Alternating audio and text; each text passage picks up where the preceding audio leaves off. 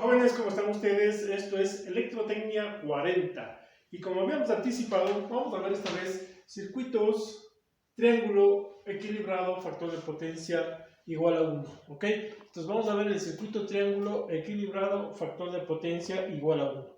Así como hay un circuito estrella, también hay un circuito triángulo.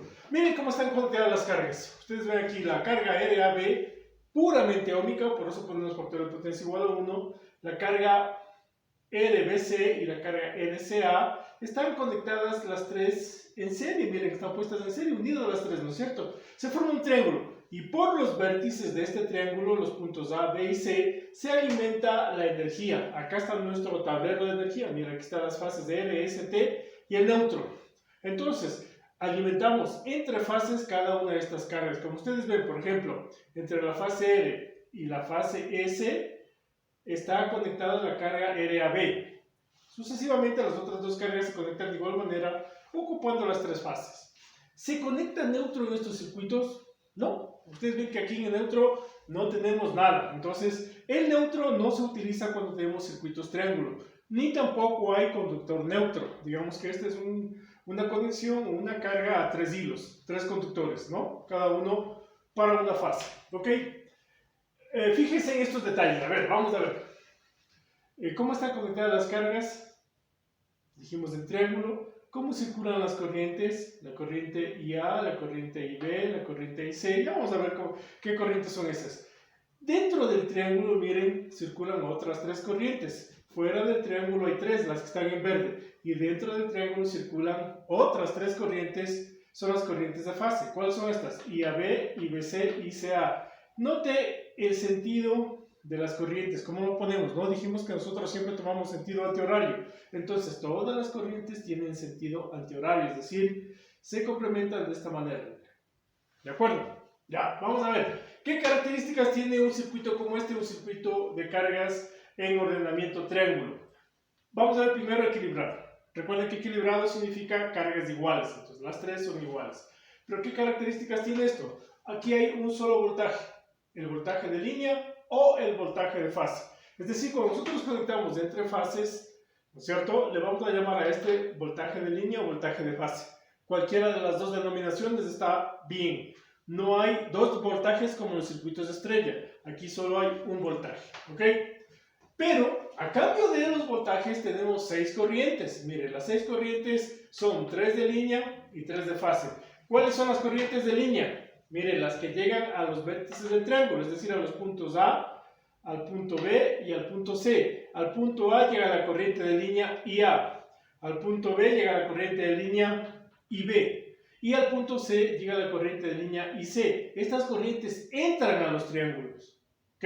Entran al triángulo estas tres corrientes de línea.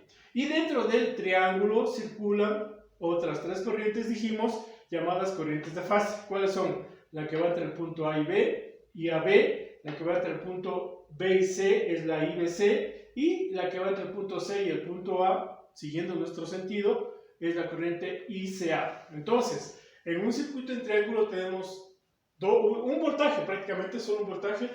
Los tres serían los mismos voltajes, ¿no es cierto? Ya sabemos cuál es la diferencia. Y habría un tipo de corriente llamado de línea y un tipo de corriente llamado de fase. De línea hay 3 y de fase hay 3, ¿ok? Eso es lo que tenemos en los circuitos en triángulo. ¿Qué más? Aquí hemos puesto, no hay conductor neutro. Recuerde que en estos circuitos no tenemos el conductor neutro. Y para calcular las intensidades de línea, aplicamos la ley de las corrientes. Es decir, nosotros podemos conocer estas tres intensidades de fase que circulan dentro del triángulo, pero también necesitamos conocer las corrientes de línea. ¿Cómo las calculamos? Aplicando en cada uno de estos puntos la primera ley de Kirchhoff, la ley de las corrientes. Aplicamos al punto A, al punto B y al punto C y obtenemos las intensidades de línea IA, IB y C. En este circuito que es equilibrado todavía no lo vamos a hacer. En el siguiente ya hacemos ese cálculo aplicando la primera ley, la ley de las corrientes. ¿Ok? De las dos de Kirchhoff, la primera se llama ley de las corrientes. ¿De acuerdo? Ahora, como estamos en el caso del circuito equilibrado, las tres cargas dijimos son iguales, ¿no es cierto? Eso ya dijimos, RAB es igual a RBC es igual a RCA. Los tres voltajes también son iguales, con la diferencia de que el uno va con ángulo cero el otro va con ángulo menos 120 y el otro va con ángulo 120. Por ahí vi que eso no estaban tomando en cuenta en los ejercicios que les mandé de deber. Habían puesto a los tres ángulos 0. No, no se olvide, por favor. 0, menos 120 y 120. Por ahí había un error. ¿Ok? ¿Cómo se calculan las corrientes de fase primero? A ver, vamos con las de fase primero.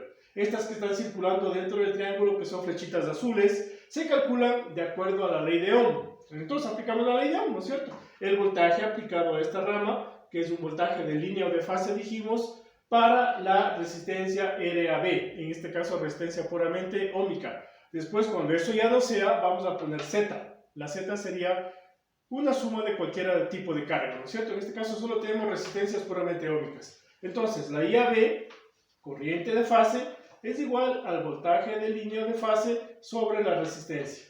Es igual también a esta corriente de acá, miren. Si tenemos voltajes iguales, resistencias iguales, vamos a tener tres corrientes iguales. Por eso hemos puesto así. Es igual a IBC y esta a su vez es igual a el voltaje de línea de fase EBC sobre la resistencia RBC.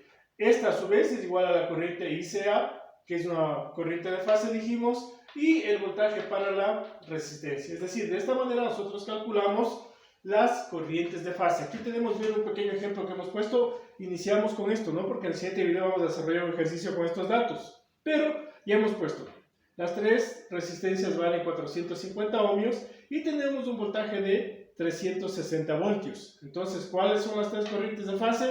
La división del voltaje para la resistencia, como dice la ley de Ohm. Pero no se olvide este pequeño detalle. 360 ángulo 0, 360 menos 120 y 360 120. Dividimos para las resistencias que son iguales ángulo 0. No se olvide que las resistencias tienen ángulo 0 por ser resistencias puramente óhmicas. Y nos da, por ejemplo, la primera corriente, esta sería, siendo este el caso, ¿no es cierto? Sería 0,8 amperios ángulo 0. La segunda sería 0,8 amperios ángulo menos 120. Y la tercera corriente de fase es 0,8 ángulo 120, que sería la ICA. Ahora, con estas corrientes, ¿no es cierto?, nosotros podemos calcular las corrientes de línea, dijimos, aplicando la ley de las corrientes. Pero, cuando el circuito es equilibrado, como este, solo cuando es equilibrado, podemos utilizar esta ecuación, miren, que dice I de línea es igual a raíz de 3 por I de fase.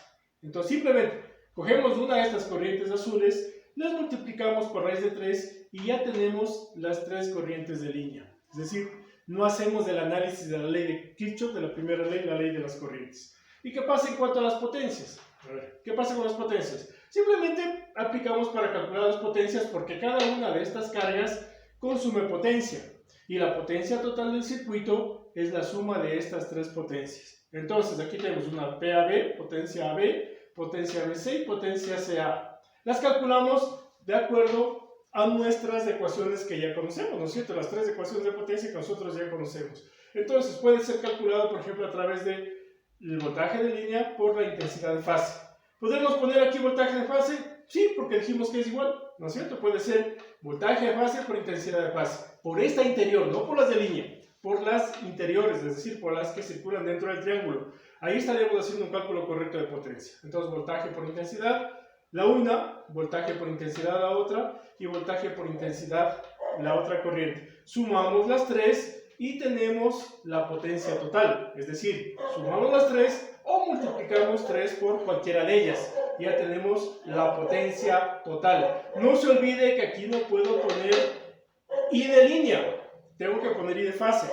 Porque las I de línea, miren, son estas que están en verde, les decía, no atraviesan las resistencias. Por lo tanto, estas corrientes no se utilizan para el cálculo de potencia, sino las corrientes de fase, las que están en azul, como usted ve, la corriente en azul es la que está atravesando la resistencia. Entonces, decíamos que utilizamos cualquiera de las tres ecuaciones. Aquí está una, E por I. Por acá tenemos la segunda, miren.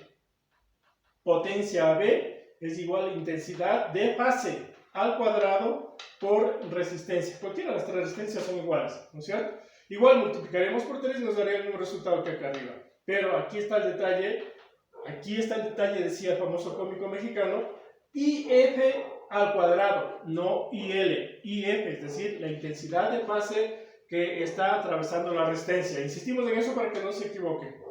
Y la tercera ecuación de potencia es voltaje al cuadrado, esto puede ser de línea de fase, no importa, es lo mismo, al cuadrado dividido para la resistencia.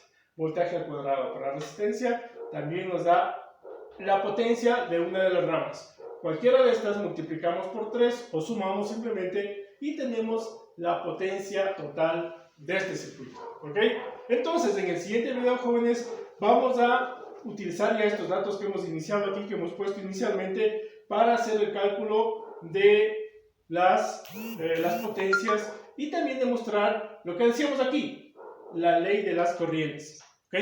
Es un poquito, no es difícil, no es simplemente de entender, coger una clave de entendimiento y ya está. Eso es todo el asunto. Entender cómo se calculan estas corrientes de línea, que es muy sencillo. Ok, jóvenes, eso es todo por este video. Nada más, cuídense y nos estaremos viendo en el próximo video. Que pasen bien, hasta luego.